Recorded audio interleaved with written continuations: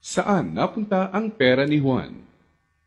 Kaibigan, pamilyar ka ba sa tatlong mukha ni Juan pagdating sa paggamit ng pera? Alam mo bang may pagkakaiba sa ugaling pinansyal si Juan mahirap, middle class at mayaman? Sobrang simple lang ng mga pagkakaibang ito. Magtataka ka kung hindi lahat ng tao pamilyar dito. Mga simpleng diskarteng dahilan kung bakit ang mahirap lalong humihirap, ang middle class stressed out at walang oras, at ang mayaman lalong yumayaman.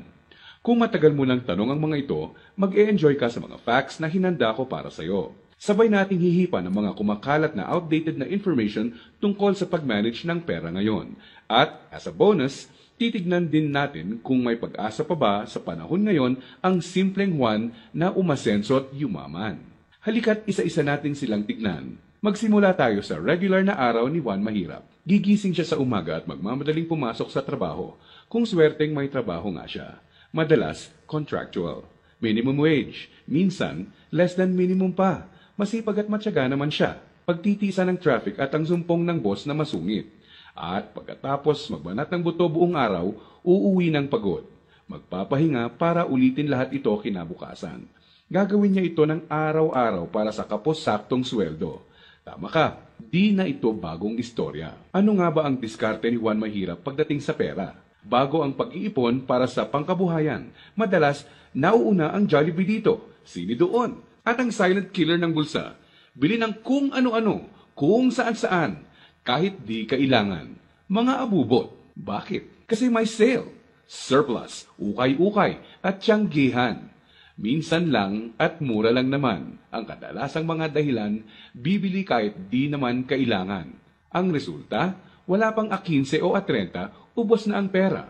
Kaya uutang na lang. Gusto naman magbago ng buhay ng mahirap na Juan, pero magpapaulit-ulit ang kalagayan niya hanggat di niya nakikitang patong-patong na gastos ang bigay ng abubot niya, na pag naipon, pwede nang puhunan sa negosyo. Pero hindi masamang tao ang mahirap na Juan. Gaya ng sinabi ko, mukha lang ng diskarte sa pera to. Marami sa atin ang dumaan din sa mentality ng mahirap na Juan, di niya ito kasalanan. Maaaring misinformed lang.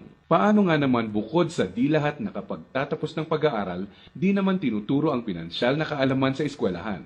Madalas, ang ugali sa paghawak ng pera ay ang ugaling namamana lang. So, saan napunta ang pera ni Juan Mahirap? Dito na papasok ang tinatawag nating 1. Income at expense, at 2. Assets at liabilities.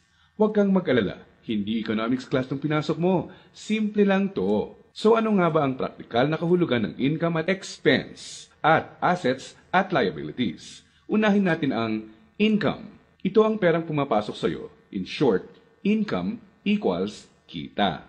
Kapag lumabas naman ang pera, tinatawag natin tong expense. Sa madaling salita, expense equals gastos. Ngayon, ano naman ang assets at liabilities? Asset ang isang bagay kung binibigyan ka nito ng income o kita. At liability naman kung expense o gastos ang binibigay nito.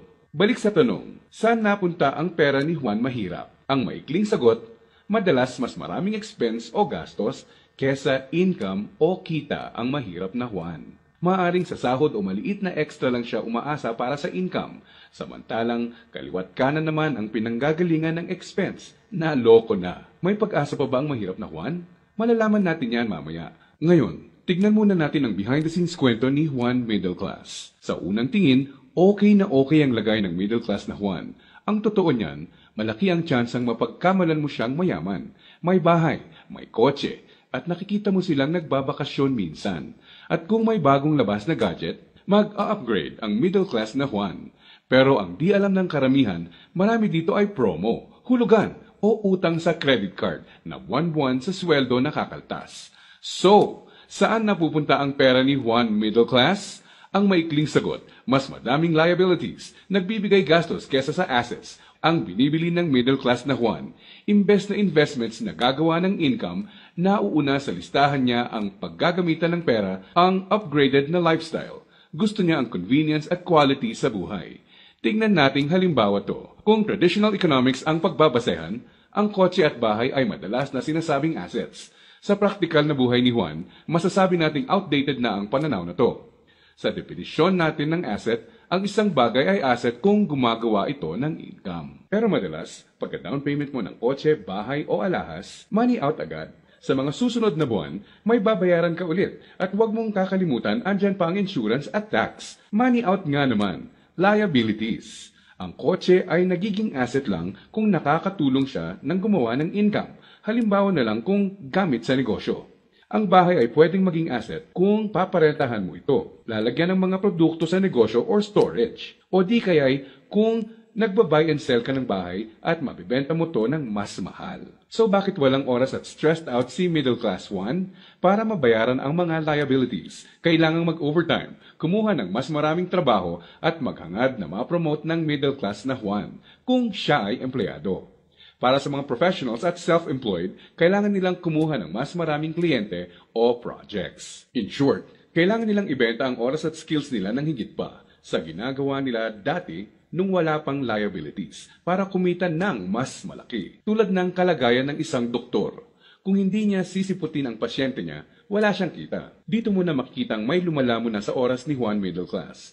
May mga celebrations sa family at friends ang di na niya ma-attendan. Kaliwat ka ng stress na ang kapalit ng upgraded lifestyle ni Middle Class 1. Para sa kayod kalabaw na discarding to, gugustuhin niya ng reward, tama? Kaya mas madalas na siyang mag-taxi, kahit pwede namang mag-jeep. Starbucks coffee na, dati okay na ang 3-in-1. Sa restaurant na mas madalas kakain, kahit pwede namang sa bahay. Ilang halimbawa lang ito. Sa oras na maisip ni Juan Middle Class na magnegosyo, ang kita niyang pangpupuhunan sana, pambayad sa liabilities na pupunta.